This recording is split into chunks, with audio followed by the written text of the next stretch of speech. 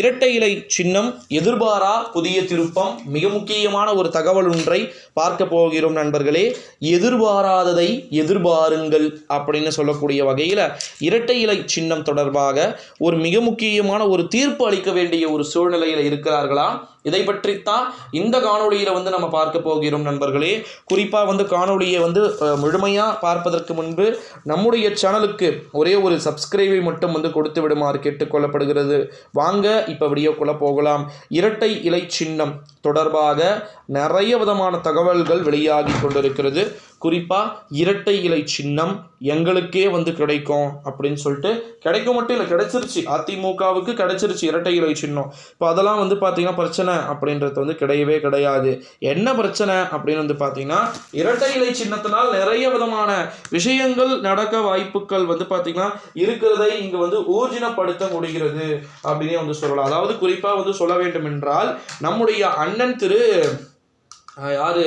யாரப்பா சொல்லலாம், குறிப்பாக பார்த்தீங்கன்னா அனைத்து விதமான விஷயங்கள்லையுமே மிக முக்கியமான ஒரு நிலவரமாக இருக்கக்கூடிய ஒரு நபர்னா ஓபிஎஸ். ஓகே, இந்த ஓ பன்னீர்செல்வம் அப்படின்ற ஒரு நபர் ஒழுங்காக இருக்கிறாரா அப்படின்னு கேட்டிங்கன்னா 100% பார்த்திங்கன்னா கிடையாது.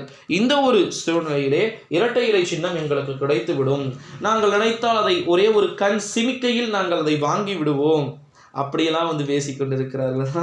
கனவில் கூட நடக்காத விஷயத்தை எப்படியெல்லாம் பன்னீரின் தரப்பால் பேச முடியுமோ அப்படியெல்லாம் அதை மிகவும் அழகாக, மிக மிக அழகாக கைகோர்த்து கூறுவார்கள். ஓகேங்களா, இந்த ஒரு சூழ்நிலையில தான் இரட்டை இலை சின்னம் பார்த்தீங்கன்னா எதிர்பாராத புதிய பெரும் திருப்பத்தை கொண்டிருக்க வாய்ப்புகள் மற்றும் சாத்தியக்கூறுகள் நிறைய இருக்கிறது அப்படின்னு சொல்லிட்டு தகவல்கள் என்பதும் வெளியாகி கொண்டிருக்க, இந்த ஒரு சூழ்நிலையிலே நண்பர்களே இரட்டை இலை சின்னத்தில் உதவியை செய்ய வேண்டிய ஒரு சூழல்கள் இருக்குமா அப்படின்றத நம்மளால பார்க்கத்தான் போகிறோம். குறிப்பாக நம்முடைய தமிழ்நாட்டில் நிறைய விதமான மாற்றங்கள் அப்படின்றது வருவதற்கான வாய்ப்புகளும் சாத்தியக்கூறுகளும் கூட நிறைய இருக்கின்றதை நம்மளால் பார்க்க முடிகிறது நண்பர்களே. இந்த ஒரு சூழ்நிலையில தான் ஏகப்பட்ட விதமான மாற்றங்கள் அப்படின்றது நடக்கக்கூடும் அப்படின்னு எதிர்பார்க்கப்படுகிறது. ஸோ அதனால் காலமே முழுமையாக தீர்மானிக்கும். இரட்டை இலை சின்னத்தில் கிடைக்கப் போகின்ற இந்த ஒரு சூழ்நிலையில தான் இரட்டை இலை சின்னம் எதிர்பாராத நிறைய விதமான புதிய புதிய திருப்பத்தை கொண்டு வருவதற்கு வாய்ப்புகளும் சாத்தியக்கூறுகளும் இருக்கிறது அப்படின்னும் பார்த்தீங்கன்னா ஒருபுறம் பேசப்பட்டு கொண்டிருக்கிறது நண்பர்களே. உண்மையில் இரட்டை இலை சின்னம் எப்படியெல்லாம் நிறைய மாற்றங்களை சந்தித்தது, இரட்டை இலை சின்னம் எப்போதெல்லாம் விழுகிறதோ அப்போதெல்லாம் திமுக ஆட்சிக்கு வரும் என்பதே அனைவருடைய எதிர்பார்ப்பு.